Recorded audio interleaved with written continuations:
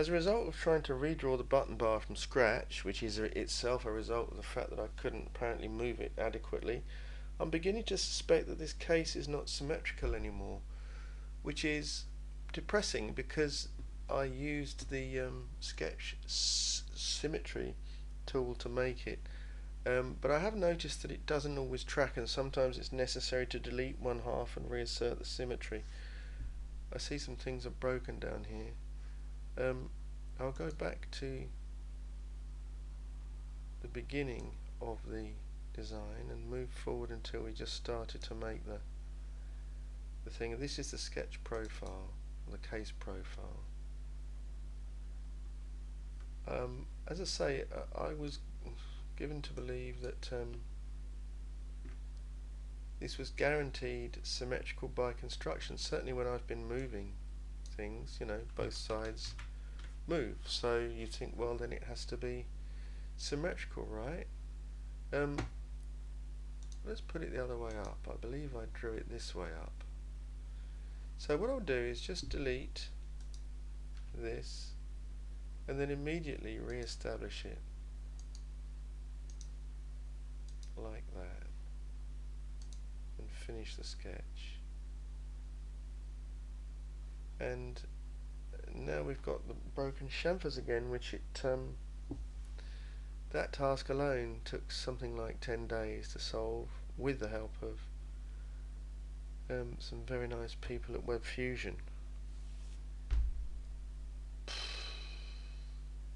So what is it that's actually broken? Let me see if I can understand what's broken. I'll turn the case bodies on. Right, this chamfer's broken here. Oh, both chamfers are now broken. And yet, moments ago, when that chamfer was not displayed, it seemed that that chamfer was intact. So, let's have a look at the sketch, because I do have a slightly deeper understanding of why this happens now. If I go up here, I do see it dips in. I still don't really understand why we give a damn. I could put the curvature comb on. Let's try that. Inspect curvature comb analysis. Oh, it was explained to me how to do this. It was a while ago. It's not something I've done very much. Repeat curvature comb analysis. Oh, select edges. Select edges, not lines. So it knows I'm in a sketch. Apparently it doesn't know I'm in a sketch because there are no edges to see in a sketch. Unless it's a solid sketch maybe. So that's not how to do that. So that in itself is annoying. You shouldn't be able to click on something in the sketch environment and activate something which doesn't work in a sketch environment.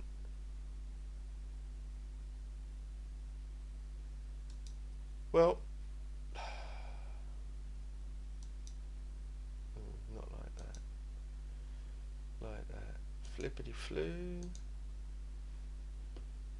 I'm just, gonna try and straighten that out. I think that's what. Oh, the fact that the splines are on this half and not the other half might mean that this is the real one and that's the mirrored one. In which case, alright, so does that look like it's got an indent? No, it looks pretty good. We can set a perpendicular constraint. Let's do that. Perpendicular between these handles and this. That seems to have done that. And now we'll move down here. Set another one between these handles. Ooh.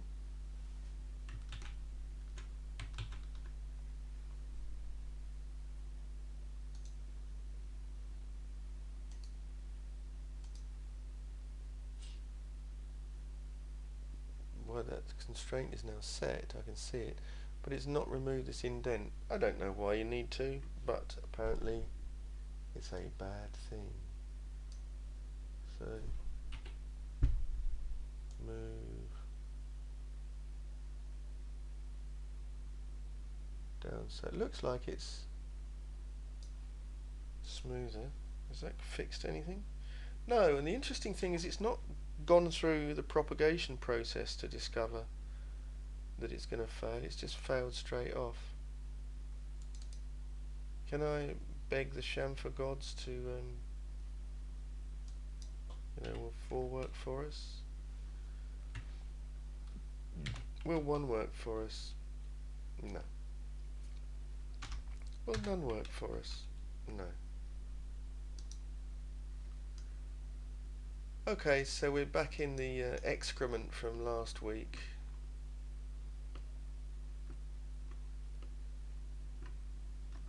You get to a point where you think, this can't succeed. You can't go on like this.